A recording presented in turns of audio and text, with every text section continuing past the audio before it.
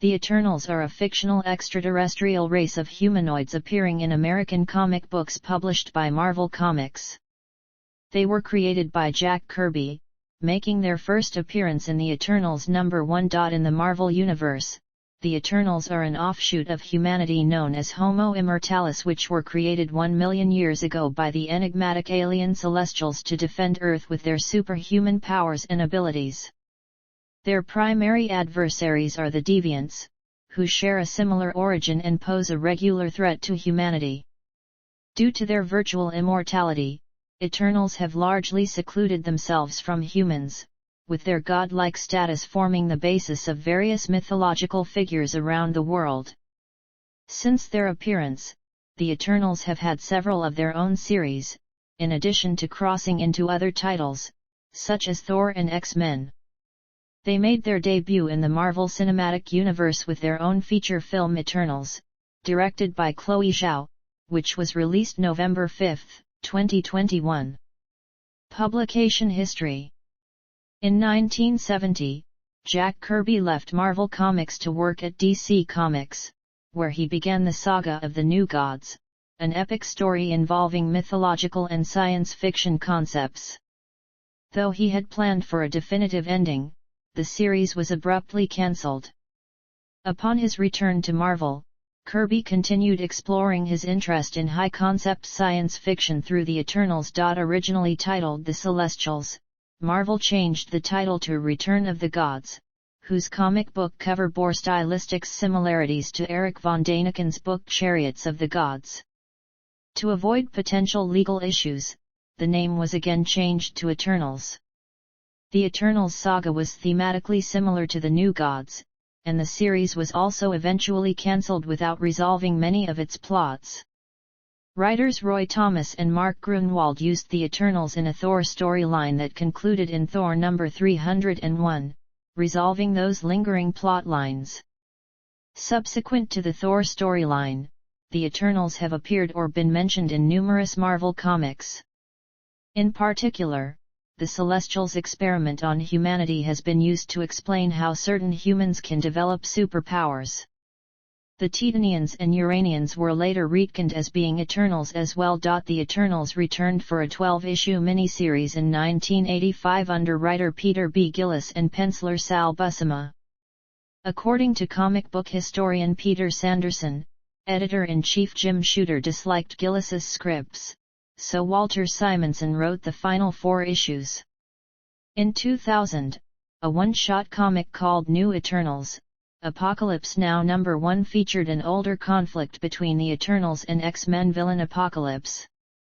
In 2003, writer Chuck Austin and artist Kev Walker rebooted the franchise for Marvel's mature readers-focused Max imprint, resulting in the Eternal. Neil Gaiman, with artist John Romita, Jr., created a 2006 miniseries, which helped bring the Eternals' role in the modern Marvel Universe up to date.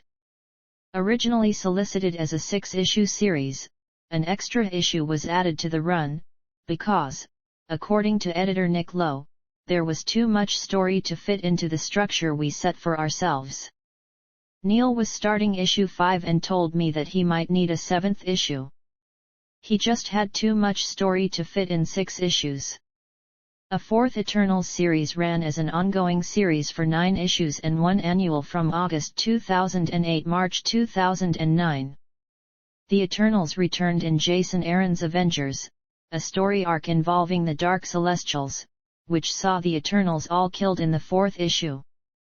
However, the characters were resurrected in their new ongoing series launched in January 2021 by writer Kieran Gillen and artist Esad Ryback. Fictional history. When the Celestials visited Earth 1 million years ago and performed genetic experiments on early proto-humans, they created 2 divergent races, the long-lived Eternals, and the genetically unstable and monstrously grotesque Deviants. These experiments also led to the capacity for superpowered mutations in humans. They also performed this experiment on other planets with similar results. Despite looking human, Eternals are much longer lived, and that kept them from having much contact with their human cousins. Eternals have a low birth rate, they can interbreed with humans, but the result is always a normal human. Despite this, the Eternals have in general protected the human race, especially from the deviants, with whom they have always had an enmity. The Eternals also developed advanced technology. Long ago, a civil war broke out amongst the Eternals over whether to conquer the other races, with one faction led by Cronus and the other by his warlike brother, Uranos. Cronus's side prevailed, and Uranos and his defeated faction left Earth and journeyed to Uranus, where they built a colony. Some of Uranos's group soon tried to return to Earth to rekindle the war, but they were attacked by a passing Kree ship and forced to land on Saturn's moon Titan. There they built another colony one day. Cronus's experiments in cosmic energy caused a catastrophic release of energy throughout the Eternals city, Titanos, destroying it, activating latent genes in the Eternals, and disintegrating the scientist's body. The Eternals now found they could channel large quantities of cosmic energy themselves, granting them near godlike power. The accident left Cronus in an immaterial state, so a new leader had to be chosen. For the first time, the Eternals merged into a single being, the Uni-Mind, to decide which of Cronus's sons, Zuras or Alars, should be the new leader. Zuras was chosen to be the Prime Eternal, and Alars chose to leave Earth to avoid causing another civil war, and journeyed to Titan. There he found that a war had erupted on Titan and wiped out all but one member, a woman named Sui-san. Alars fell in love with her, and in time they repopulate Titan. Due to the mix of activated genes from Alars and unactivated ones from Sui-san, these new Titanian Eternals are not as powerful or immortal as Terran Eternals, but are more powerful and longer lived than the earlier pre-Civil War Titanian Eternals. While Zuras ruled, 3 new Eternal cities were built. The first was Olympia, located in the mountains of Greece, near the main portal between the Earth dimension and the Olympians' home dimension, which led many ancient Greeks to confuse some of the godlike Eternals with members of the Olympian pantheon. Eventually, an agreement was reached with the gods where some Eternals, such as Athena, would impersonate the Olympians before their worshippers.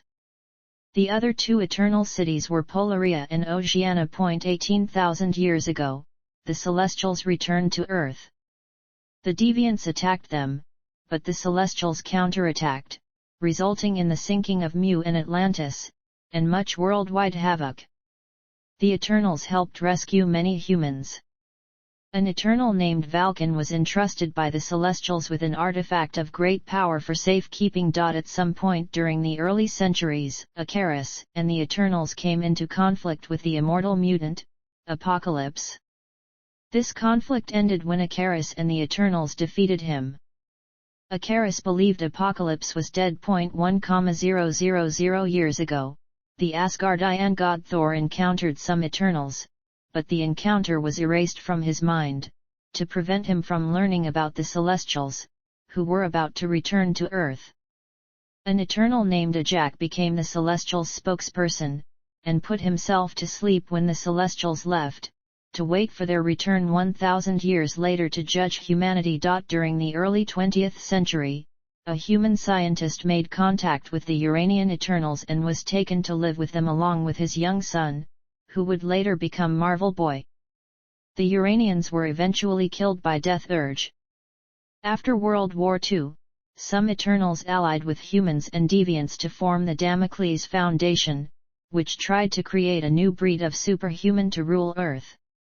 Some Eternals, such as Macquarie, were also active as superheroes, or living amongst humans, keeping their true nature hidden. The Eternals also helped to move the Inhumans city to the Himalayas to keep it hidden. At some point, Thanos of the Eternals of Titan nearly destroyed their colony, but they rebuilt it, and would help Earth's heroes to oppose him on several occasions. Modern Age. In recent times, Icarus met the archaeologist Daniel Damian and his daughter Margot, and accompanied them into an old Eternal city in the Andes, where he awakened Ajak. Ajak began the process to receive the Celestials. These movements alerted the Deviants, who decided to attack New York and to provoke fear in the humans against the coming Celestials. When the Celestials returned to judge the worthiness of their creations a few years ago, the Eternals found themselves clashing with the Deviants again, and decided to publicly reveal their existence to humanity. Zuras feared what would happen if the Celestials judged unfavorably. They encountered Thor again, and were attacked by Thor's father Odin and the Olympian gods, who tried to prevent their interfering with the gods' plans to attack the Celestials. Eventually, the Eternals decided to help the gods and formed a Unimind to assist the Destroyer's assault on the Celestials. They were forced to dissolve back into Eternals by the Celestials, and the shock of the attack killed Zuras.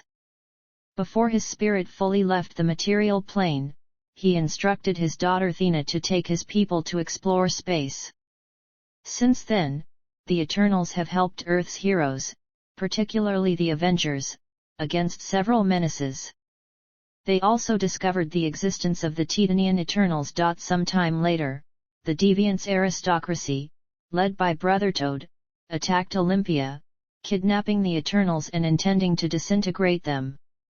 The hero Iron Man rescued the Eternals and helped them defeat the Deviants. Then the Eternals transformed the Deviants' aristocracy into a synthetic cube, killing them. The Eternals formed a Unimind to discuss their future on Earth, after which most of the Eternals went to the stars. But a handful, those most heavily involved in earthly affairs, remained behind on Earth. Thena came to lead the remaining Eternals, but she wasn't very respected by her subjects. With the ascension of Priest Lord Gore as leader of the Deviants, the Eternals joined the Avengers in defeating him after he absorbed the power of a Celestial and tried to gain godhood. Meanwhile, Ikaris questioned Thena for her poor choices as leader of the Eternals. She was subtly being controlled by a brain mine put in her by Crow. After a special ceremony, Ikaris succeeded her as leader of the Earth's Eternals. The lover of Ikaris, Margot Damien, was captured by Gore's minions and was killed as a result of a deviant experiment on her. After the death of his daughter, Daniel Damian decided to take revenge against the Deviants and the Eternals. With the help of ancient eternal machines, he forged a prophecy to incite war between the two races and transformed Ajak in a murderous monster. When his plan was discovered by the Eternals, Ajak reverted to his original form and regretted the killings that he had committed, so he killed Damian and himself. The Eternals Gilgamesh and Circe briefly became part of the superhero team Avengers. When Circe became sick with the Maud-Wire disease, a uncurable degenerating eternal disease, Ikaris and other Eternals tried to bring her to Olympia and perform a rite of cleansing. Circe rejected the idea, on the basis that the ritual was designed to kill the infected Eternal, and solicited his family to perform the Gan-Joseon bond between her and her lover the Black Knight. Ikaris was furious and performed the bond without consent of the knight. Later Thena and other Eternals helped the Avengers in the battle against the Gatherers and Proctor, who was an alternate Black Knight and who infected Circe with the Maud-Wire disease for spite. The Eternals fought once more against Gore and the Deviants, with the help of the Heroes for Hire. The Mad Priest tried to form an anti-mind with some captured Eternals, to defeat any invasion of the Celestials. Later they were at odds with Apocalypse and briefly posed as a superhero team called the New Breed. Memory Loss and the Dreaming Celestial. The Eternals began reappearing on Earth in Neil Gaiman's new take on the immortal beings. Most seemed to have no memory of their own history and abilities, except Ikaris, and few records of their previous appearances remain. The Eternal known as Sprite, angered at having to remain an 11-year-old and unable to grow any further, managed to change reality, inducing collective amnesia in the Eternals as well as distorting their perceptions of history. He used a Unimind with the dreaming Celestial and other unwilling Eternals to achieve his desire, transforming himself in a mortal 11-years-old kid. This can possibly be seen as Gaiman's attempt to retcon some details of the characters, Early stories as well as officially published statistics portrayed most of the current generation of Eternals such as Icarus and Thena as being only several tens of thousands of years old, but Gaiman's run describes them as being closer to 1,000,000 years old. Macquarie was working as a medicine intern. Circe was planning to kickstart her party planner business. Meanwhile, Thena was working as a weapons scientist in Stark Industries. She was also married and had a young son. Druig was apparently alive again, and he was the deputy minister of Vorojhika. Icarus contacted Macquarie, but he did not believe the Eternal's words about the past and rejected him. Then, Macquarie met Circe again, become attracted to her and accompanied her to a party that she was organizing for Druig of Vorojhika. Thena assisted too. In the party, the amnesic Eternals are attacked by mercenaries of another faction of Vorojhika government. The reunion of the four Eternals triggered a recovery of their powers. Icarus was captured by two deviants and they were experimenting in ways of destroy his body, until that they seemingly killed him with a particle accelerator. However, Icarus was resurrected by a special machine in the Antarctic base of the Eternals. With their returned powers, Druig took control of Vorojhika. Thena frees herself from the mercenaries that captured her, and Macquarie went to talk to Sprite, who now was a young celebrity. Sprite trapped the amnesic Eternal and told him his plans and the reasons why he did the reality changes. It was uncovered that Ajak had been revived too and that it had been he who contracted the two deviants. He succeeded in awakening an amnesic Zuras. The two deviants managed to kidnap Sprite, and the trapped Macquarie, using him to awaken the dreaming Celestial, who was under Golden Gate Park in San Francisco. Upon awakening, the Celestial decided to judge humanity. The Eternals, now remembering their past, arrived in San Francisco, and realizing that they cannot stop the Celestial, decided to leave him be.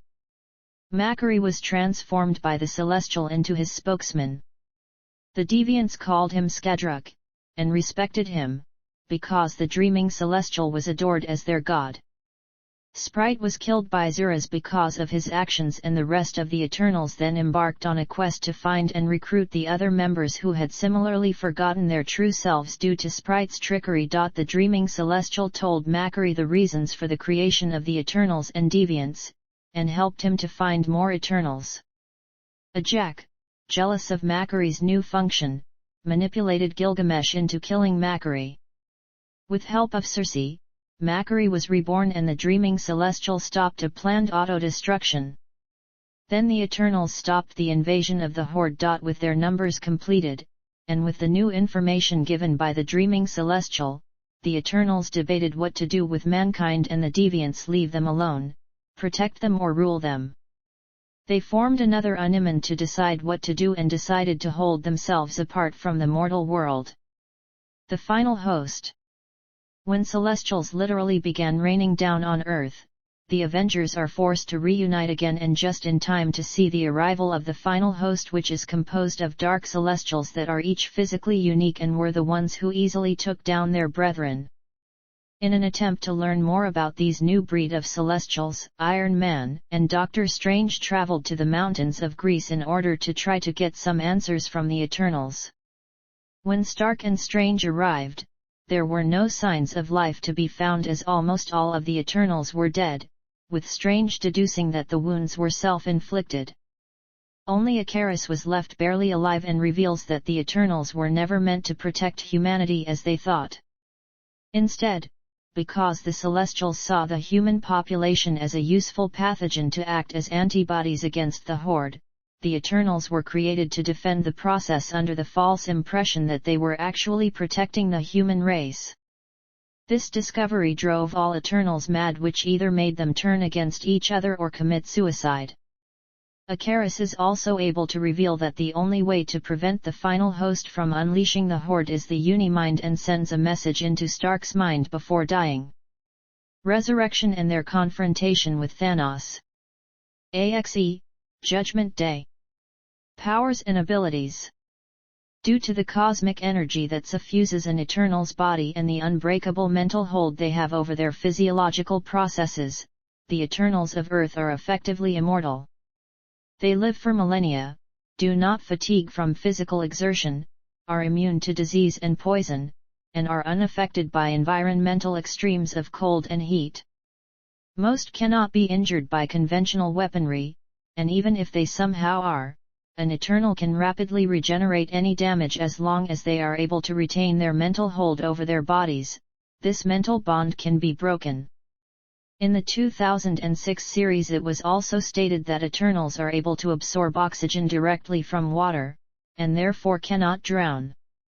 In the same series, Icarus was plunged into molten metal and experienced great pain, but no physical injury, which the deviants attributed to a force field which protects Icarus even when unconscious. It is unclear if all Eternals share this degree of protection. At one time, the official limit to the Eternals' durability was such that they could only be permanently destroyed by dispersing their body's molecules over a wide area.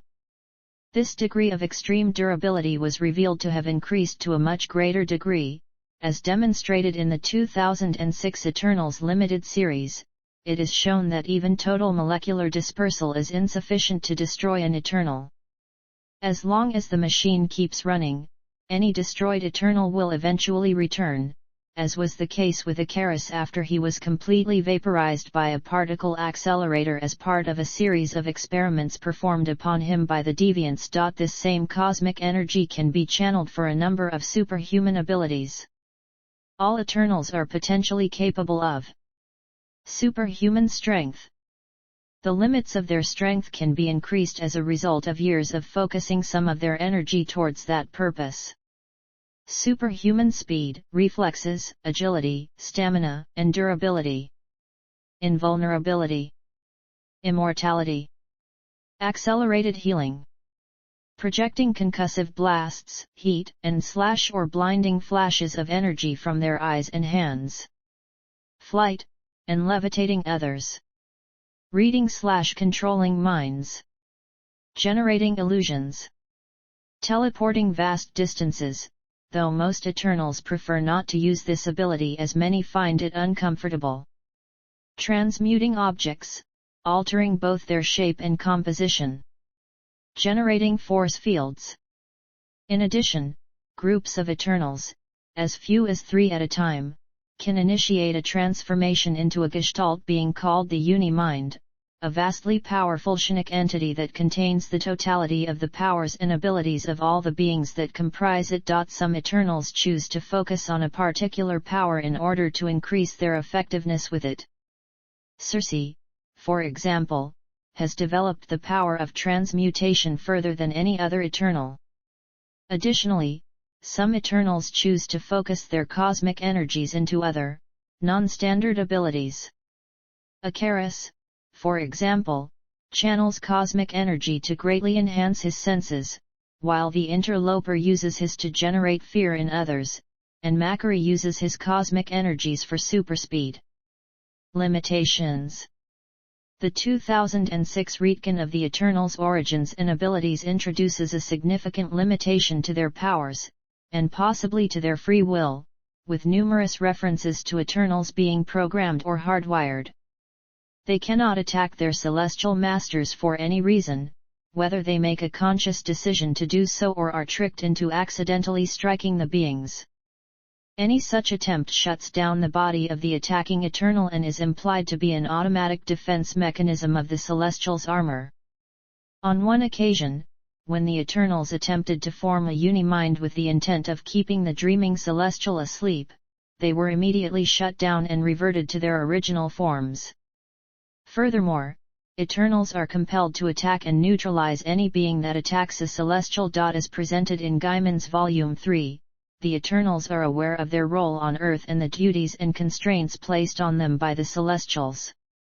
Icarus describes himself as a humanoid-based repair and maintenance unit left behind by unknowable alien gods to make sure that the Earth is still here and in good shape when they get back. Zuras phrased the same concept more philosophically: we are the Eternals. We are the court of last resort for humanity and for all living things on Earth. We do not choose sides. Countries are lines in the sand, empires rise and fall. We are timeless. We will still be here tomorrow, and 100 centuries from now. Members. Generations. The Eternals are split between 5 different generational groups. First generation Eternal, Arlok, Astron, Dinah, Cronus/Kronos/Cronus, Master Elo, Oceanus, Shastra, Thyrio, Uranos. Second generation Eternal, Mentor, Ama, Cybele, Forgotten One/Gilgamesh, Helios, Perse, Riker, Tulane, Valken, Viraco, Zuras. Third generation Eternal, Ajanar, Ajak, Arax, Atlo, Domo, Icarus, Interloper, Mara, Phostos, Sigmar, Thanos, Thena, Varen, Zarin, Eros. Fourth generation Eternal, Argos, Cote, Chi Demon, the Delphan brothers, Druig, Kiri Phos, Macquarie, Psychos, Circe, King Osunan, El Vampiro. Fifth generation Eternal, Aurel, Sprite, Titanese. Antecedents. Arthur C. Clarke's book Childhood's End from 1953 provided inspiration, including the idea of overlords who control Earth's fate and will reveal themselves further after a 50-year waiting period, the idea of demons being humanity's memory of another species, and the overmind concept which seems to influence the comics' uni-mind. Mercury and Hurricane, 2 characters depicted by Jack Kirby through Timely Comics, the 1940s predecessor of Marvel, were retconned as being guises of the Eternal Macquarie. Reception. Volumes. The Eternal is a series from Marvel's Max imprint written by Chuck Austen, based on an idea he had been working on for a while. I pitched this back when I first started working at Marvel, but Joe Quesada was against doing it. He saw no future in this particular old Kirby concept. Austen described the plot as involving Ika Eden, the leader of the Eternals, who arrives on Earth at the dawn of man, and evolves humankind from Homo erectus so he can use them as slaves to mine raw materials for the Celestials, his bosses, basically, as well as Karasus, who is the second in command of the mining mission, and who is determined to undermine Ika Eden and kill Ika Eden's precious slave girl and son. In an interview with Newsarama he gave an outline of his planned plot. In this version, we take some of the concepts from and build around them, throwing away some stuff and keeping others. We're actually going back in time to see Icarus' birth and development on Earth, meet his parents, and then move forward into contemporary time. When we get to contemporary time, the Celestials return to judge Earth, but there's no 50-year study and evaluation period. We've already been judged and found wanting, too violent to be allowed to flourish and spread, and Icarus and the others have to stop the Celestials, who consider us their property, from destroying the entire planet as they have done to many others, including another in the solar system. Originally planned as an ongoing series, it was cancelled after 6 issues. Reception of the series was mixed. Peter Sanderson calls it a ghastly mini-series, which utilized the names like Eternal and Celestial from Kirby's series but otherwise had nothing to do with it. Leigh Bowman on ICV2, replying to specific concerns about the sexual content, said that like the Rawhide Kid, Marvel's editorial staff has decided to completely wreck the heritage of a well-liked character, or in the case of the Eternals, a group, by perverting it for the reason of free press coverage. Reviews at Comics Bulletin were much more positive, with the one for the final issue saying that the cancellation of the title was a damn shame because it was the only Max series to live up to the billing of the imprint, and that if you want to read a 1980s epic-style comic, buy this issue and all the others that came before. I doubt there will ever be a trade. Accolades. In 2007, Eisner Awards nominated Marvel Omnibus for Best Archival Collection/Project Comic Books. In 2017, Den of Geek ranked the Eternals 7th in their Guardians of the Galaxy 350 Marvel Characters We Want to See list. In 2022, Screen Rant included the Eternals in their 10 Most Powerful Hercules Villains in Marvel Comics list. In other media. Film. The Eternals made their live-action debut in a film adaptation for the Marvel Cinematic Universe, released on November 5, 2021 with a focus on Ikaris and Circe as its central characters. Directed by Chloe Zhao with a script written by her, Patrick Burley, Matthew and Ryan Firpo, and stars Gemma Chan as Circe, Richard Madden as Ikaris, Kumail Nanjiani as Kingo, Leah McHugh as Sprite, Brian Tyree Henry as Phastos, Lauren Ridloff as Macquarie, Barry Keoghan as Druig, Don Lee as Gilgamesh, Salma Hayek as Ajak, and Angelina Jolie as Thena. Motion comic. A Marvel Knights animation motion comic DVD was released on September 16, 2014. Eternals titles. Eternals number 119. Eternals Annual number 1. Thor Annual number 7. Thor number 283-301. What If? Number 2330. Iron Man Annual number 6. Avengers number 246-248. Eternals number 112. The Avengers number 308-310. Eternals, The Herod Factor. Avengers number 361, number 374-375. Heroes for Hire number 4-7. The New Eternals, Apocalypse Now number 1. Eternals number 17. Eternals number 19, Annual number 1. Hulk number 49. Thor the Deviants Saga number 25. Avengers number 4. Eternals number 112. Others include the Eternal number 16. Collected editions. A number of the series featuring the Eternals have been collected into trade paperbacks. The Eternals number 1-19 and the Eternals Annual number 1, 1976-1978, Marvel Omnibus Hardback, 392 pages, July 2006, ISBN 0-7851-2205-2, collected as a softcovers.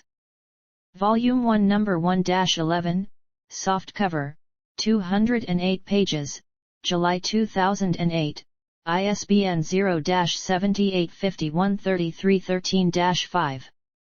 Volume 2 number 12-19 and the Eternals Annual number 1, softcover, 188 pages, October 2008, ISBN 0-7851-3442-5. Thor, The Eternals Saga. Volume 1. Volume 2.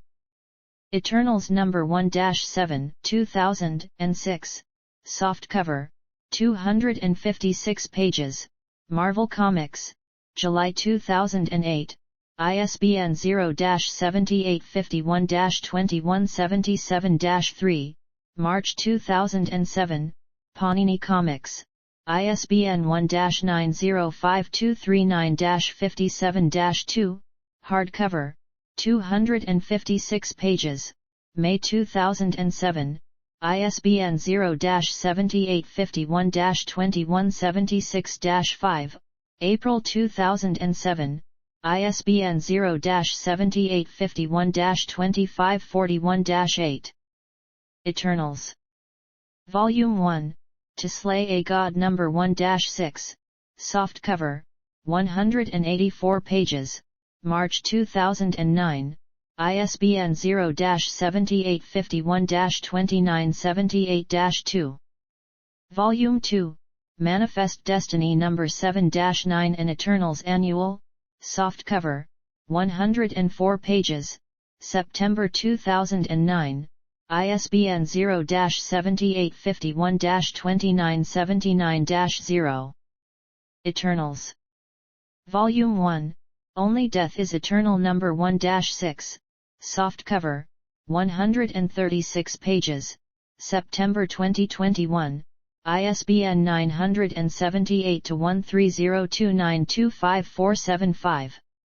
Volume 2, Hail Thanos No. 7-12, softcover, 160 pages, July 2022, ISBN 978-1302925482.